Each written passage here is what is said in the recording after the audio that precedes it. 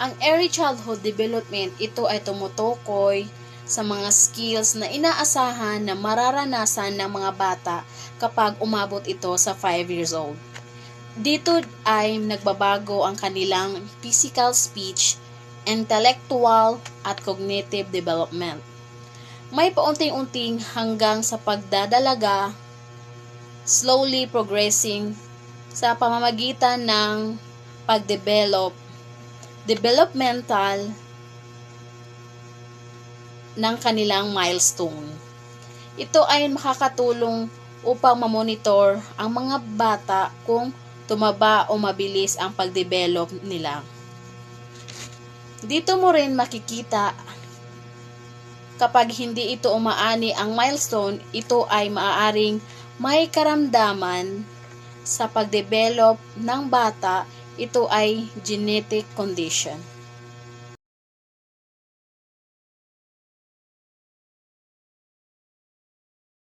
For me, what is a newborn?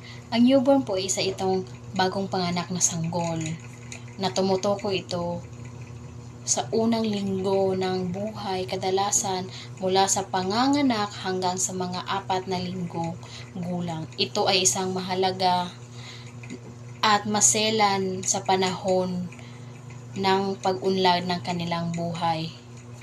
Ang sanggol ay isang nangangailangan ng atensyon at pag-aalaga ng kanilang magulang habang sila ay umaangkop sa buhay sa labas ng sinapupunan at sumailalim sa mabilis na paglaki o pag-unlad ng isang sanggol.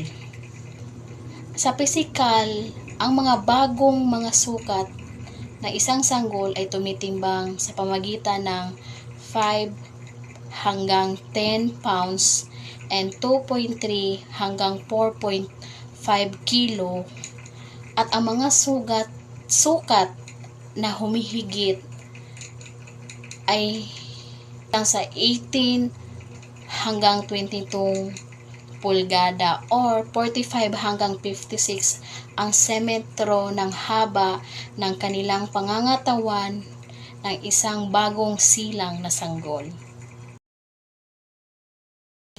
Ang isang infant po ay isa rin pong itong sanggol na tumutukoy sa unang yugto ng pang-unlad na karaniwang ito ay 1 buwan or 1 taong gulang. Ito ay isang kritikal na panahon na paglaki ng mga milestone habang ang bata ay lumipat mula sa pag-iyak or ito ay isang aktibo. Sa pisikal, ang isang sanggol ay nakakaranas ng mabilis na paglaki, mabilis silang tumaba at haba ng karaniwang sanggol ay magdodoble ng kanilang timbang sa pagsilang sa 6 na buwan. Ang sanggol ay isang magkakaroon din silang mahalagang kasanayan katulad ng pagkontrol ng kanilang mga ulo, pag-upo, paggulong, paggapang, at isa rin po itong makikita natin sa kasanayan ng mga bata ay ang paglalakad. The toddler. Ang toddler din po ay isang temanong ginagamit upang ilarawan ang isang bata sa pamagitan ng edad na nasa 3 taong gulang. Ang yugto or ang pag-unlad ng isang bata ay madalas na tinutukoy bilang isang toddlerhood or the terabotus. Ito ay isang panahon kung saan ang mga bata ay mabilis na lumaki at magiging mas malaya. Ang mga bata ay karaniwang natutong maglakad at magsalita at tuklasin at tanawin kung ano ang kanilang kapaligiran. And also know there is a language skills also start to develop, and they can typically say a simple word and understand the basic command. That is the toddler.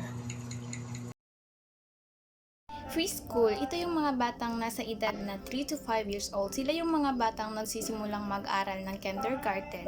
Sila din yung mga batang nagsisimulang maglaro, nagsisimulang magsalita. Sila yung mga batang kaya nila mag-catch ng ball, magtumalon, kaya nilang pumunta ng toilet na sila lang mag-isa na nag-aasikaso sa kanilang sarili. May mga bata din na nasa edad na 3 to 5 years old pero hindi sila natututo dahil sa pangangalaga ng kanilang magulang. Sila yung mga batang napapabayaan din. Hindi lahat ng preschool is natututo na silang mag-jump, run, kasi may mga batang hindi na tutugunan ng pansin ng kanilang mga magulang.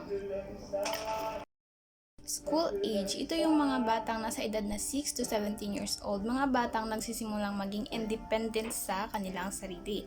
Ito yung mga batang nakakapagbigay ng sarili nilang mga opinion, natututo na silang magsalita, magsulat, at mag-develop ng friendship. And usually make best friend at this age. Sexual development around and after puberty makes children interested in dating.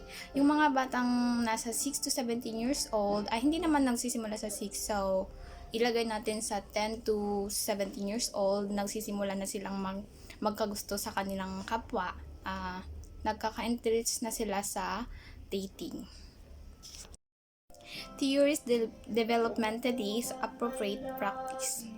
Piaget's learning theories. Jean Piaget's developmental theory describe think and learn.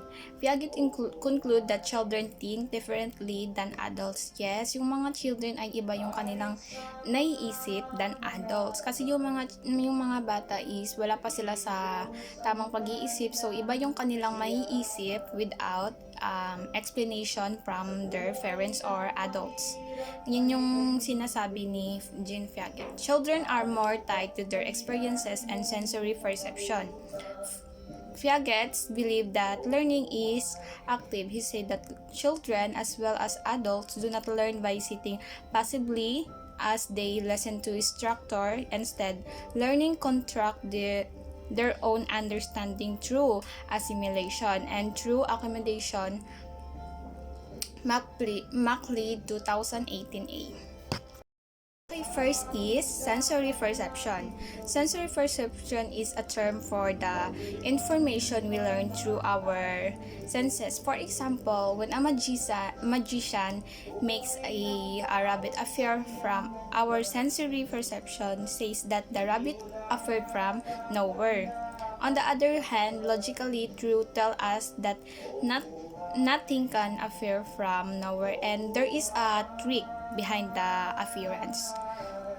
That's it. Assimilation is a process through which new information is added to what the learner already know. For example, the teacher has give a topic, then the children is already know, then mag-give siya ng mga example at kaalaman niya na galing sa sarili niya. Accommodation is the process through which the learner changes what she knows to fit new information. For example, the children change the Vygotsky learning theory. Vygotsky viewed learning as an active process. In order to learn, the children need to make meaning. However, he felt that the social environment is more important than the physical environment. Vygotsky learning occurs with supports of more able partners. He called these supports scaffolding. Example of scaffolding is when infants are learning how to walk, they start by holding onto the cloths or hands of an adult or older child who guides them.